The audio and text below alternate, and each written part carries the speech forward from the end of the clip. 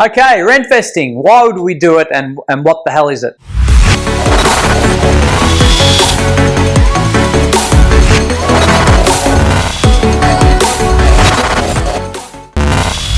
First of all, rentvesting is renting where you want to live and going investing somewhere else around the country. Now, the old adage, rent money is dead money, well, it's true if you're not putting it into an income producing asset or using those funds for something else that's going to create financial wealth for you, right?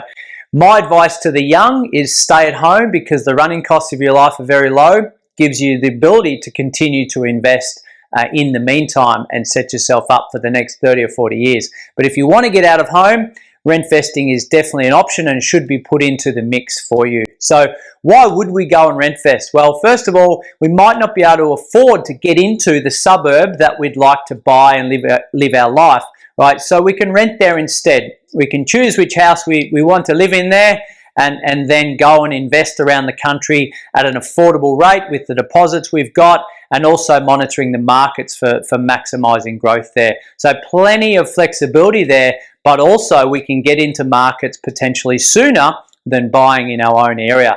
Now, you might say, well, when am I going to buy in the area that I want to live? Well, if you build your portfolio later on down the track, and I'm talking maybe 8-10 years time, you can wheel back around with a new deposit to buy in your own home, and maybe use some funds from the properties that you've already built up over the years, or maybe some cash flow from shares or something like that. Okay, so why wouldn't we rentvest? Well, usually the main two reasons are, one, we get kicked out by a landlord. Give us 3 months notice, you're out of there, John, right?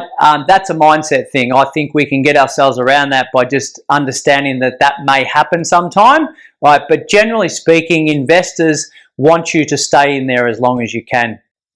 The second one is, I can't paint the walls, I can't put up the new fence or design it the way I want, right? But we can definitely make it feel homely for you and the family, or you and your partner, etc. So we can definitely make it feel homely. We just can't go that extra step and knock down walls and things like that. So again, we can get ourselves around that.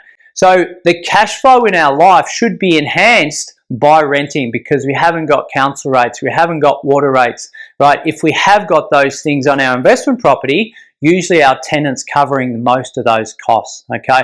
So there we have it, the pros and cons of rentvesting. You'll find that most of the Australia's wealthy continue to rent even today. They build their wealth somewhere else and go and rent where they want to live. That might be waterfront, or it might be front and center to all the amenities. They've got choice, they've got flexibility, and they live their life that way.